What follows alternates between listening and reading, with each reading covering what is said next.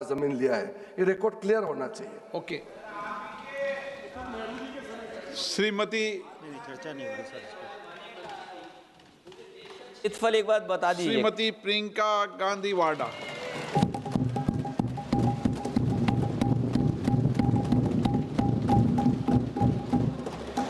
आदरणीय अध्यक्ष महोदय, मैं आपको धन्यवाद देना चाहती हूं कि इस महत्वपूर्ण मुद्दे पर आपने मुझे बोलने का मौका दिया। ये अलग बात है कि सत्ता पक्ष के लोग सब मेरे बोलने से पहले ही भाग गए। आइए आइए, आपको देख के मैं खुश थी कि आप वापस आ गए। सबसे पहले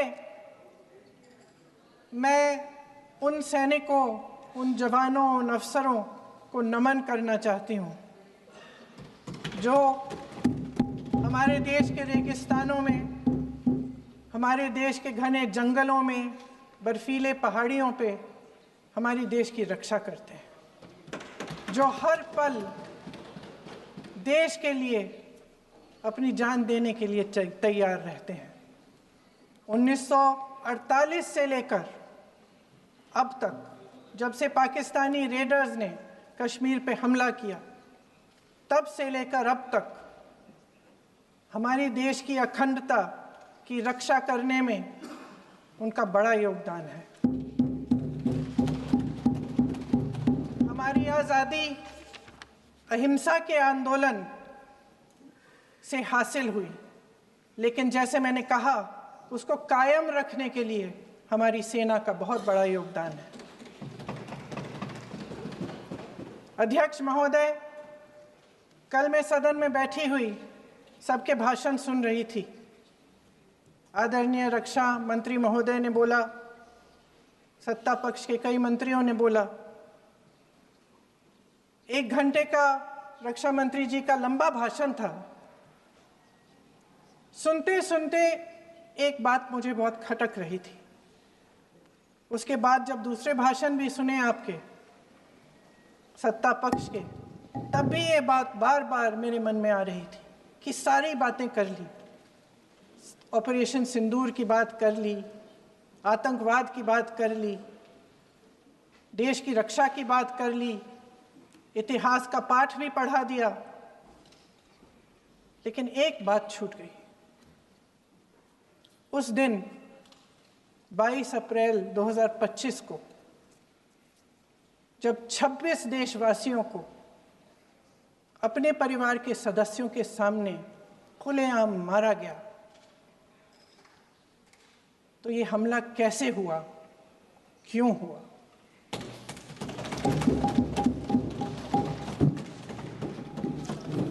अध्यक्ष महोदय,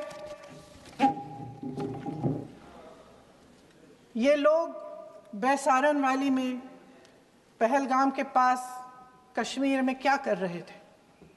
आजकल पब्लिसिटी का दौर है, प्रचार का ज़माना है।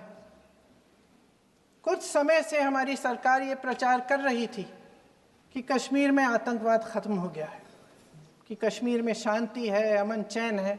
प्रधानमंत्री जी ने खूब भाषण दिए, देशवासियों को कहा कि चलिए कश्मीर चलिए, सैर करिए। कई बार मैंने ये भी देखा मीडिया पर, टीवी पर, कि कश्मीर जाइए, ज़मीन खरीदिए, अब वहाँ अमन चैन है, शांति का वातावरण है। इसी बीच शुभम द्विवेदी, एक कानपुर के नौजवान, और उनके पूरे परिवार ने तय किया कि वो कश्मीर जाएंगे। शुभम द्विवेदी की 6 महीने पहले शादी हुई थी। उसकी पत्नी ने कहा कि उनके बीच एक ऐसा रिश्ता था, प्रेम और दोस्ती का ऐसा रिश्ता था कि वो एक दूसरे को बच्चों की तरह हंसाते थे। सोशल मीडिया पर एक वीडियो भी जारी है जिसमें पूरा परिवार एक साथ बैठा हुआ ताश खेल रहा है और ऐसे हंस रहे हैं, ऐसे हंस रहे हैं कि उस वीडियो को देख के किसी का भी दिल टूट जाए कि इस परिवार को इस तरह से उजड़ने क्यों दिया हमने। 22 अप्रैल 2025 को बैसारन वैली में मौसम का मिजाज अच्छा था। जैसे हर रोज़ लगातार 1000 से 1500 लोग वहाँ पहुँचते थे, उसी तरह से उस दिन भी तमाम पर्यटक वहाँ पहुँचे। वहाँ का रास्ता आसान नहीं है अध्यक्ष महोदय जी, जंगल से जाना पड़ता है, पहाड़ों के बीच जाना पड़ता है, घोड़े से जाना पड़ता है। ये परिवार वहाँ पहुँचे, मौसम सुहाना था, उनके बच्चे ट्रैम्पोलिन पे खेल रहे थे, कोई जिपलाइन कर रहा था, कोई चाय पी रहा था, तो कोई कश्मीर की सुंदर वादियों की ठंडी हवा का मज़ा ले रहा था। शुभम अपनी पत्नी के साथ एक स्टॉल पे खड़े थे। तभी अचानक 4 आतंकवादी जंगल में से निकलते हैं और शुभम को वहीं अपनी पत्नी के सामने मार डालते हैं। उसके बाद वे वहाँ से पूरे वैली में 1 घंटे के लिए लोगों को चुन चुन कर मारते हैं। किसी के पति को अपनी पत्नी के आंखों के सामने, किसी के पिता को अपने बेटे के सामने, चुन चुन कर 26 लोगों को मार डालते हैं। शुभम की पत्नी घबराकर वहां से भागने की कोशिश करती है, अपनी जान बचाने के लिए जंगल की तरफ दौड़ती है। वहां पता चलता है कि तमाम लोग जंगल की तरफ दौड़े हैं और अपनी जान बचाने की कोशिश कर रहे हैं। कोई अपने बेटे का हाथ पकड़ के पहाड़ों पर घसीटता हुआ जा रहा है, कोई कश्मीरी घोड़े वालों और गाइडों की मदद लेते हुए चले जा रहा है। कोई रास्ता नहीं है, कोई तरीका नहीं है, लेकिन किसी न किसी तरह से शुभम की पत्नी के शब्दों में किसी ऐसी शक्ति ने हमको बचा कर रखा कि हमें किसी न किसी तरह से हम अकेले नीचे पहुंचे। और मैं उनके लफ्ज पढ़ना चाहती हूं, क्योंकि उन्होंने कहा कि इस पूरे समय जब 1 घंटे के लिए चुन चुन कर भारतीय नागरिकों को मारा जा रहा था, इस पूरे समय उसे एक सुरक्षाकर्मी नहीं दिखा, एक सैनिक नहीं दिखा।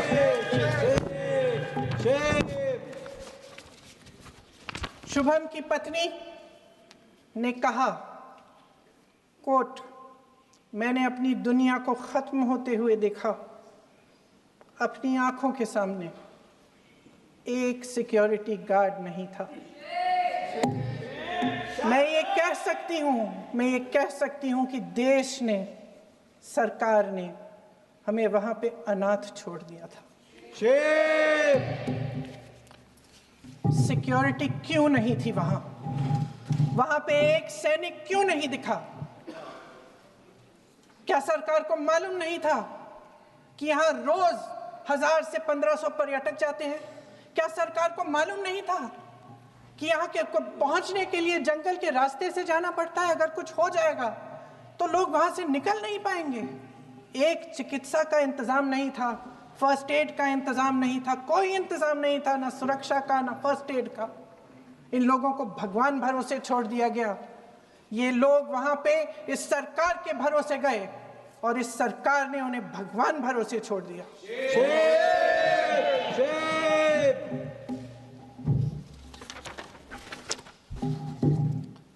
मैं पूछना चाहती हूं, ये किसकी जिम्मेदारी थी? इस देश के नागरिकों की सुरक्षा की जिम्मेदारी किसकी है? क्या इस देश के प्रधानमंत्री की नहीं है? क्या इस देश के गृह मंत्री की नहीं है? क्या इस देश के रक्षा मंत्री की नहीं है? क्या एनएसए की नहीं है?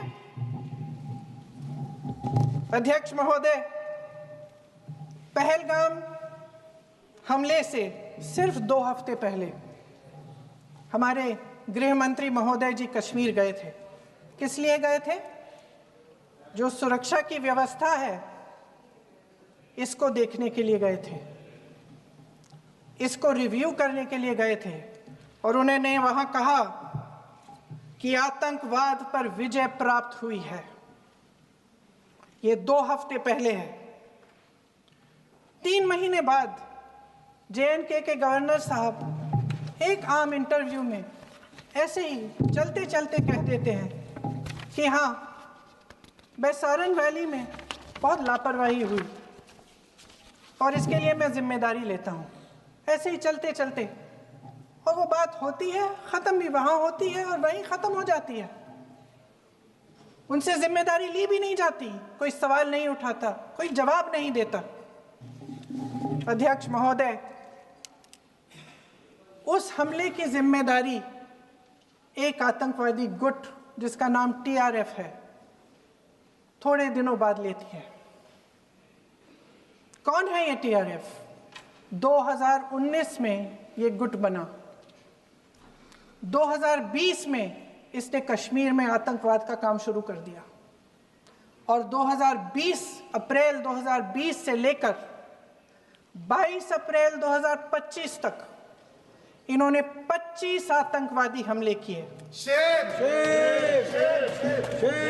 गृह मंत्री महोदय ने जब यूपीए सरकार के समय के आतंकवादी हमले गिने तो लगभग 25 गिनवाए थे अभी अपने भाषण में।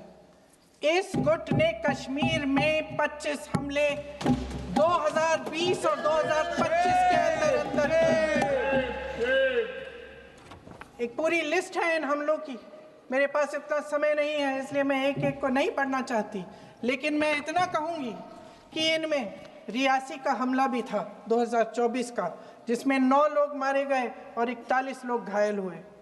कुल मिलाकर 2020 से लेकर 22 अप्रैल 2025 तक TRF ने 41 सेना और सुरक्षा कर्मियों की हत्या की, 27 सिविलियन की हत्या की और 54 लोगों को घायल किया था। भारत सरकार ने TRF को आतंकवादी संगठन का दर्जा कब दिया? 2020 में दिया, 2021 में दिया, 2022 में दिया, 2023 में दिया। 3 साल बाद, 3 सालों के लिए ये आतंकवादी गतिविधियां कर रहे हैं और आप इनको आतंकवादी संगठन तब कहते हैं 2023 में। इसकी क्या वजह थी? ये सब सरकार के संज्ञान में था और आप मुझे बताना चाहते हैं, सत्ता पक्ष के नेता बताना चाहते हैं कि ये सब आपके संज्ञान में था, लेकिन कोई भी एक ऐसी एजेंसी नहीं है हमारी सरकार की जिसको पता चला कि ऐसा हमला, ऐसा भयानक हमला होने जा रहा है हमारे देश में, कि पाकिस्तान में बैठे हुए इस हमले की योजना बन रही है कि हम भारत जाके हैवानियत करेंगे, 26 लोगों को मार डालेंगे और हमें पता ही नहीं है। क्या ये हमारी एजेंसियों की विफलता है कि नहीं है? ये बहुत बड़ी विफलता है, एक बहुत बड़ी विफलता है। जानते थे कि ये गुट है, जानते थे कि 5 सालों से ये आतंकवादी हमले कर रहा है, अध्यापकों को मारा, आर्मी के बड़े बड़े अफसरों को मारा, आम जनता को मार डाला, पुलिस वालों को मार डाला, और आप इन पे निगरानी नहीं रख रहे थे। और ये जो एजेंसियां हैं इनकी जिम्मेदारी कौन लेगा? क्या IB चीफ ने अपना इस्तीफा दिया? क्या किसी ने इस्तीफा दिया? गृह मंत्री जी के कार्य क्षेत्र में आता है इंटेलिजेंस ब्यूरो। क्या गृह मंत्री जी ने इस्तीफा दिया? इस्तीफा छोड़िए, जिम्मेदारी ली।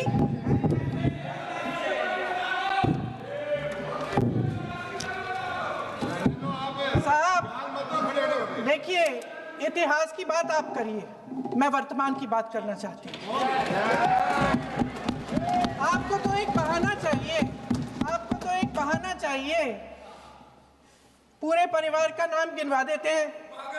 अरे अपनी जिम्मेदारी खुद लीजिए। 11 सालों के लिए तो सत्ता में आप हैं। अभी नेहरू को छोड़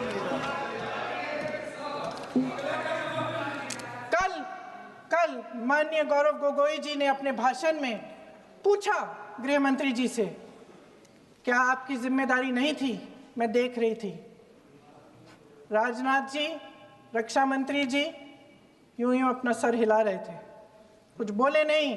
अंदर से महसूस हुआ होगा कि यहाँ कुछ जिम्मेदारी थी, लेकिन माननीय गृह मंत्री महोदय जी हंस रहे थे, वे हंस रहे थे।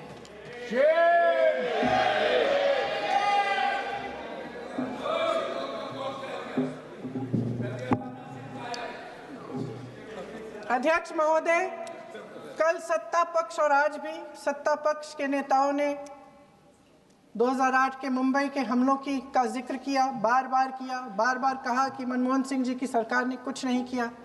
ये तो जानकारी होगी ना कि उसी समय जब वो आतंकवादी हमला चल रहा था तभी उन आतंकवादियों को मार डाला था, एक बचा था और उसको भी फांसी दे दी थी 2012 में। महाराष्ट्र के मुख्यमंत्री ने इस्तीफा दिया, देश के गृह मंत्री ने जिम्मेदारी लेकर इस्तीफा दिया। एक जवाबदेही थी पब्लिक के प्रति, एक जवाबदेही थी इस देश की जनता के प्रति, इस देश की धरती के प्रति।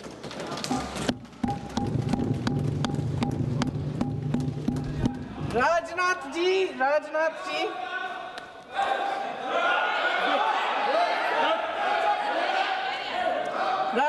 जी तो पुलवामा, उरी और पठानकोट के समय गृह मंत्री रहे थे। आज वे रक्षा मंत्री हैं और हमारे गृह मंत्री महोदय श्री अमित शाह जी के नाक के नीचे पूरा मणिपुर जल गया, दिल्ली में दंगे हुए, पहलगाम में हमला हुआ और आज भी वे उसी पद पर बैठे हैं। क्यों? अध्यक्ष महोदय, बमबारी से अखबारों के हेडलाइन बनते हैं, मगर कहानी सुरक्षा में की चूक में भी है। आज देश खोखले भाषण नहीं सुनना चाहता, देश जवाब चाहता है, तसल्ली चाहता है कि सच उससे छिपाया नहीं जाएगा। देश जानना चाहता है कि उस दिन अप्रैल 22, 2025 को क्या हुआ और क्यों हुआ।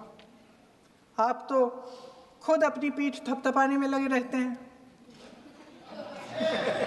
सेना, देश, संसद से सच छुपाते हैं।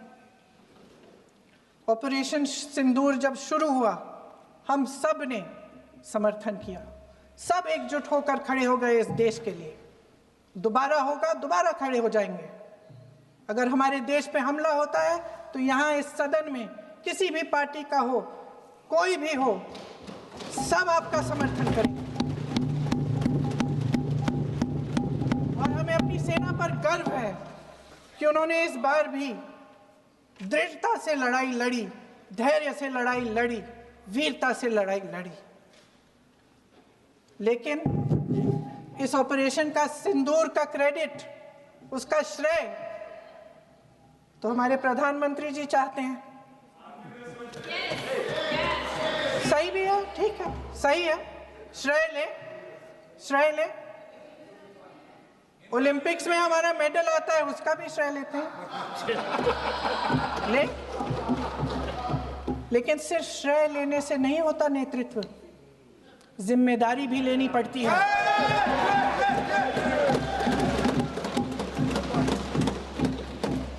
देश के इतिहास में ये पहली बार हुआ, देश के इतिहास में ये पहली बार हुआ कि जंग होते होते ही रुक गई है जी। और इस रुकावट का ऐलान हमारी सरकार, हमारी सेना नहीं करती, अमेरिका के प्रेसिडेंट करते हैं, अमेरिका के राष्ट्रपति करते हैं। ये हमारे प्रधानमंत्री महोदय की गैर जिम्मेदारी का सबसे बड़ा प्रतीक है। आज गृह मंत्री जी ने इस बात पर उल्लेख किया। उन्होंने कहा, उनके शब्दों में उन्होंने कहा कि पाकिस्तान के पास शरण में आने के बजाय कोई चारा ही नहीं था। आपने शरण दिया क्यों? वो आते हैं आपके देश के अंदर, लोगों को मार डालते हैं और आप उनको शरण दे रहे हैं। क्यों दिया शरण? इसका जवाब क्यों नहीं दिया है एक भी भाषण में? जैसे ये बात उठी, शरण की बात की, हमारे गृह मंत्री जी ने इतिहास में चले गए। नेहरू ने क्या किया, इंदिरा गांधी ने क्या किया, यहां तक कि मेरी मां के आंसुओं तक चले गए। लेकिन इस सवाल का जवाब नहीं दिया कि ये सीज फायर हुआ क्यों, ये जंग रुका क्यों, और तब क्यों रुका जब दुश्मन के पास कोई चारा नहीं था हमारे श्रेय में आने के बजाय। क्यों रुका ये जंग, इसका जवाब नहीं दिया। धन्यवाद। आप देंगे?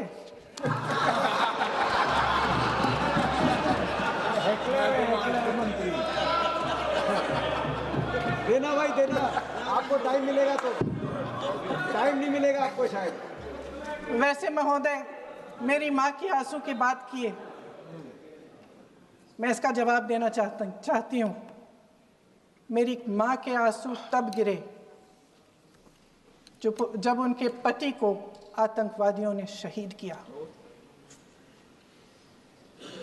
जब वे मात्र 44 साल की थी। और आज अगर मैं इस सदन में खड़ी हूं और उन 26 लोगों की बात कर रही हूं, मैं इसलिए कर रही हूं क्योंकि मैं उनका दर्द जानती हूं, महसूस करती हूं।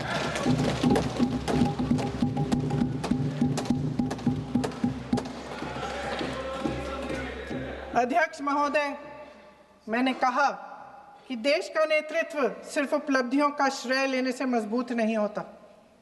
सफलता और विफलता दोनों की जिम्मेदारी लेने से बुलंद होता है। ये सोने का ताज नहीं है, कांटों का ताज है। अध्यक्ष महोदय, जब सरकार झूठी और कायर हो तो वे बहादुर से बहादुर सेना के साहस और पराक्रम को भी कमजोर कर देती है। देश को प्रतिशोध के साथ साथ सबके प्राणों की रक्षा का प्रण चाहिए। सेना की शक्ति के साथ सरकार की सच्चाई भी चाहिए। महान देशभक्त शहीद इंदिरा गांधी जी, जिन्होंने सफल कूटनीति के बल पर अमेरिका के राष्ट्रपति निक्सन का मुकाबला करके पाकिस्तान का विभाजन करवाया, बांग्लादेश बनाया, 1 लाख पाकिस्तानी सैनिकों को आत्मसमर्पण करने पर मजबूर किया, उन्होंने कभी इसका श्रेय लेने की कोशिश नहीं की। ऑपरेशन सिंदूर का मकसद अगर पाकिस्तान को सबक सिखाना था तो शायद ये मकसद अभी अधूरा है, क्योंकि हमारी कूटनीति विफल रही है। इसका प्रमाण यही है कि ऑपरेशन सिंदूर के बाद एक पाकिस्तानी जनरल, जिसके हाथ खून से रंगे थे, अमेरिका के राष्ट्रपति के साथ बैठकर लंच खा रहे थे। अगर ऑपरेशन सिंदूर का मकसद आतंकवाद को खत्म करने का था तो पाकिस्तान को संयुक्त राष्ट्र के आतंकवाद विरोधी समिति का अध्यक्ष चुने जाने से इस मकसद को धक्का लगा है। इसकी जिम्मेदारी कौन लेगा? क्या हमारे प्रधानमंत्री लेंगे? क्या उनमें ये हिम्मत है? नहीं है।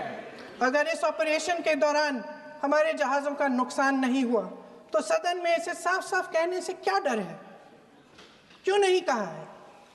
कल भी रक्षा मंत्री जी ने कहा कि हमारे इंफ्रास्ट्रक्चर का नुकसान नहीं हुआ, तो जहाजों के बारे में भी बता दें, साफ साफ बता दें, क्या हर्ज है? सच्चाई तो है। सवालों से बचने के लिए ये सरकार हमेशा प्रयास करती है। इसकी राजनीतिक कायरता बेमिसाल है। देशवासियों के प्रति जवाबदेही का एहसास ही नहीं है। सच्चाई ये है कि इनके दिल में जनता के लिए कोई जगह नहीं है। सब राजनीति है, सब पीआर है, सब प्रचार है, सब पब्लिसिटी है। देश की जनता के लिए आपके हृदय में कुछ नहीं रहा। बहुत समय हो गया है आप इस प्रचार में ही लिप्त हैं, जनता को देख नहीं पा रहे हैं। जी माननीय, जो पहलगाम में हुआ, खत्म करती हूँ, जो पहलगाम में हुआ उससे हर एक देशवासी के दिल पे चोट पहुंची है। हिमांशी नारवाल की गुहार ने हम सबको शर्मिंदा किया है। इसीलिए मैं आज यहाँ खड़े हुए एक आखिरी बात करना चाहती हूँ।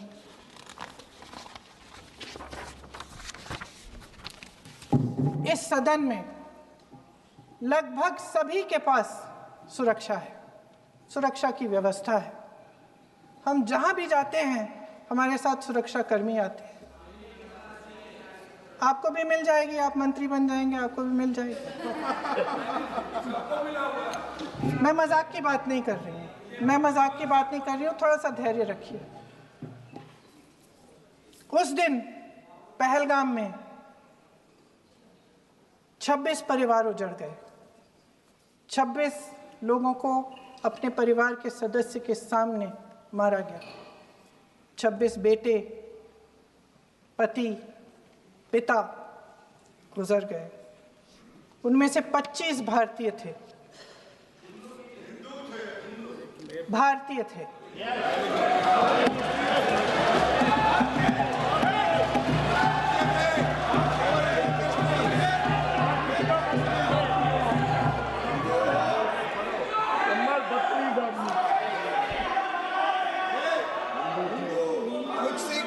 जितने भी लोग बैसारन वैली में थे और जो 25 भारतीय मारे गए, उनके लिए कोई सुरक्षा नहीं थी, कोई सुरक्षा नहीं थी। आप कितने भी ऑपरेशन कर डालें, आप इस सच्चाई के पीछे छुप नहीं सकते, इसे नकार नहीं सकते।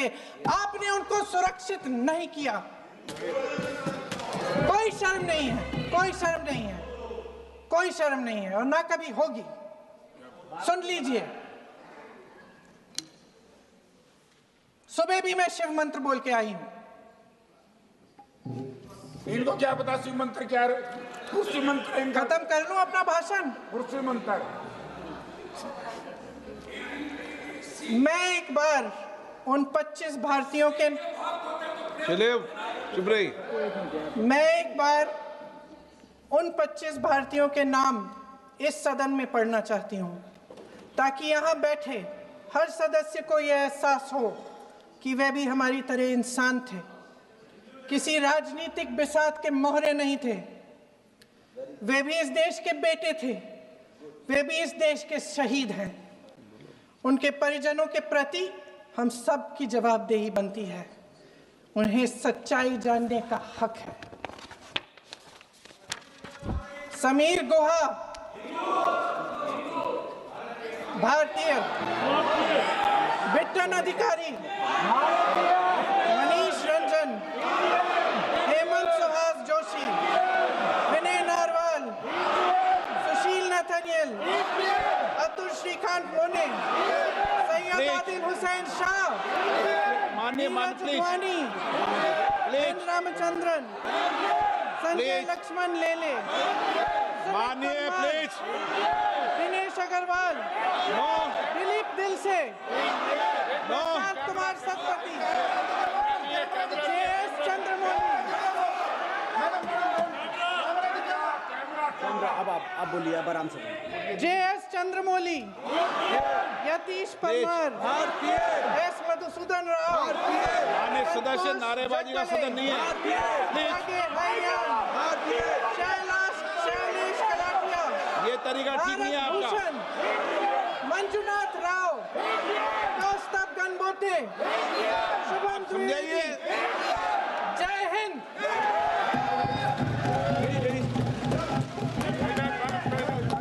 डॉक्टर श्रीकांत